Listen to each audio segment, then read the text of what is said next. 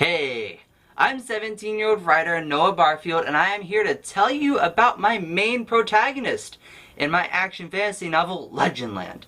Now, my main protagonist has a lot of depth to the character, so I can't tell you so much about them because I will spend forever talking about it. I mean, or at least until the battery on the camera dies, but those are the same thing, right? Now, finally to reveal my protagonist's gender, it's a guy. He's male. What's his name? I can tell you that too. His name is Mr. E. Yeah, you heard me. But that's okay, because that's not his real name. It's an alias. No one really knows why he uses it or why it's so ridiculous, but his real name is important, though I will not give it now. You're gonna have to read it to find out. So you can either cringe or laugh or actually think it sounds semi-fitting for him whenever I say Mr. E. But for now, you'll just have to kind of deal with it, actually. So, what's this main character of yours like? What's he like? He's an interesting fellow. Like many of my characters, he is not a good guy or a bad guy. He has both heroic and villainous qualities within him and walks this line of gray. So even though you can see the world from his eyes, you also get to see the world from the person who's somewhere in the middle, Scarlet. You get to see the world from her eyes, and you get to see the world from my main antagonist's eyes as well. This allows you, the reader, to make the all-important decision. Who are you going to root for? Are you going to root for Mr. E? Are you going to root for my antagonist? What are you going to do? Well, I don't want to tell you that. That's a huge decision. But I will give you the tools necessary to make it. So, Mr. E, to tell you a little bit about him, he has more of a mysterious past that might involve some family troubles, which probably crop up in the book time and time again. But his past is only ever really hinted at in vague mysteries and flashbacks, possible hallucinations. But since I do want Legendland to be a series, this is all setting up for huge big reveals much later.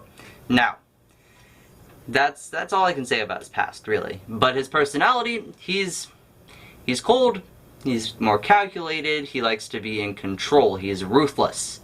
But he understands that not everyone needs to be handled the same. So some people that would react more, they would just react more and give him what he wants if he used violence.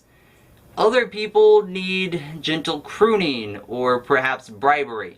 He's not stupid. I mean, he's an intelligent character. He's not one-sided either. There's a lot of depth to him. And even though he tends to be quite violent, he does learn that violence is not always the answer. There are other methods. So, you get to look forward to that and him showing his cunning a little. Now, many know and fear Mr. E. Several people respect him, though that number is quite lower. He tends to have a network of individuals whose loyalties vary in degrees, but all eventually come through at one time or another. He also has a student that he picks up, Scarlet. Their bond is very important because you remember that mysterious family past that is probably big? It is. And Scarlet is very important to that. She might represent a link to that past, but I can't say for sure. Now, Mr. E, even though is obviously not really, he doesn't have any similarities to Scarlet. She's fiery and stubborn, he's cold and, well, still stubborn. So, they do have some traits in common, though he doesn't like to admit it. He tends to view himself as superior to people and to humans in general. What? He's not a human? Well, I mean, he looks like a human, but he's inhabited by shadows, which grants him eternal youth and enhanced healing, not to the extent where, I mean, you can cut off his head and he's still gonna die. But he does recover quicker than most people. He also has greater strength and speed, more durability than most people, and he can control these shadows somewhat. I mean, he doesn't really like to express emotions, so he tends to bury them. And where do those buried emotions go? In these wriggling tendrils of darkness that flail about and capture enemies or himself, because they're a little feisty and they tend to be a character in their own right. Now, Mr. E is obviously, he's complicated. He can do some pretty brutal things. He manipulates people, but he also shows a kinder side that I actually can't really get into much detail about because it would ruin whenever it actually appears in the book. But Scarlet is very important to this development. You'll note how Mr. E changes over time and as he spends more time with Scarlet. Now, I am going to read you a passage from Legendland where Mr. E is not around Scarlet, so he's not really as nice. But he doesn't use much violence here either. This is a little later in his character progression, whenever he's decided that torture and stabbing, there are other things to do besides that are just as effective. So, again, I'm not really a narrator by trade, so we'll see how this goes. You can choose to block it out, but I wouldn't because there's actually some great stuff here. I mean, that's just my unbiased opinion, but whatever. Anyway, here goes. I avoid the front entrance, going into the alley located on the side of the building. A frontal assault would be the most time-consuming direction to take, and I do not want to be here longer than necessary. I make it to the back alley behind their headquarters. 2 men are out back. One wears a simple blue jumpsuit with the words Ismar Trading Company sewn onto the left side of his chest. The other is a man in a surprisingly nice suit, being beaten by the first man. The employee looks up, standing straight, kicking the whimpering man. "You lost, pal?" He growls, wiping the blood off of his hands on his jumpsuit. "No, I'm actually here to see Mr. Corval," I say, taking a step forward. He chuckles, shaking his large head. "Nobody sees Mr. Corval unless they have an appointment. You got an appointment?" He looks me up and down with a contemptuous smirk, obviously not the dress of those who commonly frequent such an establishment. "I don't need an appointment," I say calmly, taking another step closer. "No appointment, no entry. Now, I suggest you leave before things get ugly." He cracks his knuckles. Such paltry attempts at intimidation in the city. It's really embarrassing. Before he can blink, I am directly in front of him, my lips so close that my breath moves the hairs on his ear. "I suggest you stand aside," I hiss, keeping my hand off my sword. I don't need to raise an alarm if it can be avoided. With such a low-level employee, other methods can be used. Unless you wish for me to tell the board of your treasonous actions. A multinational corporation cannot be headed by one man. It doesn't make any business sense. There is always a board. You're from the board?" He stutters, stumbling backwards, as I thought. "No, I'm the one the board sends whenever they discover that one of their people is stealing from the company.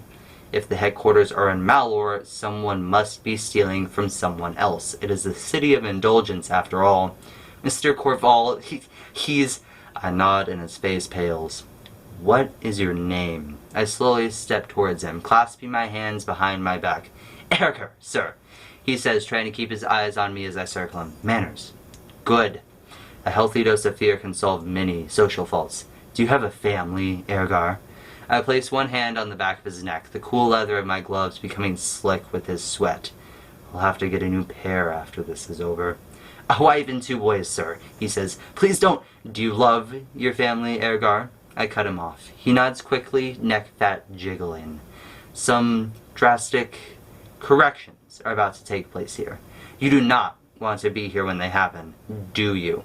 He shakes his head just as quickly, and I can hear the rocks rattle. "Give me your key, then go home to your family, Ergar. Tell them how much you love them, and stay there until tomorrow. Do not talk to anyone until you reach your home, and do not leave it under any circumstances. Do you understand me?"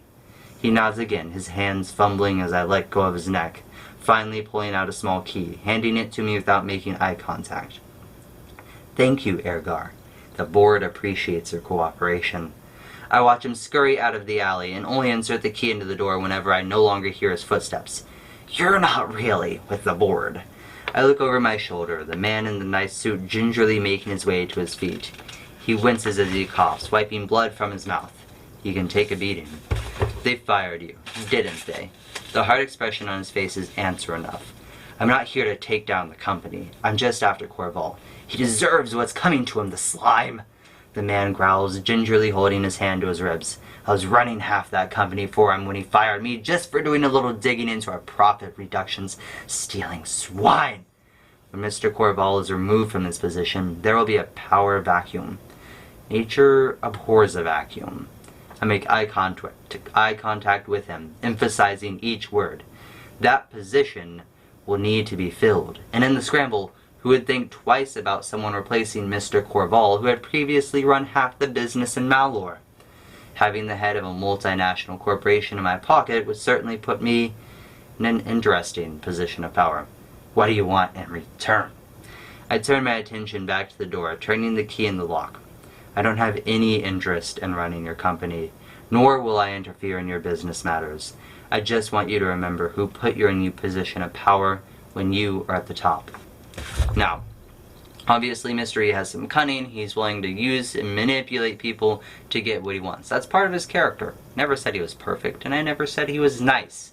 But he does have growth, and there is genuine complexity and depth to his character that I look forward to sharing with you, if not through spoken word, then at least through the written medium that is Legendland. So, I hope you come to love my characters as much as I have, and that you continue to watch these videos. Spread them, share them with your friends, tell everyone about Legendland and how amazing it is. Also, I hope that you continue to have a wonderful day, and enjoy.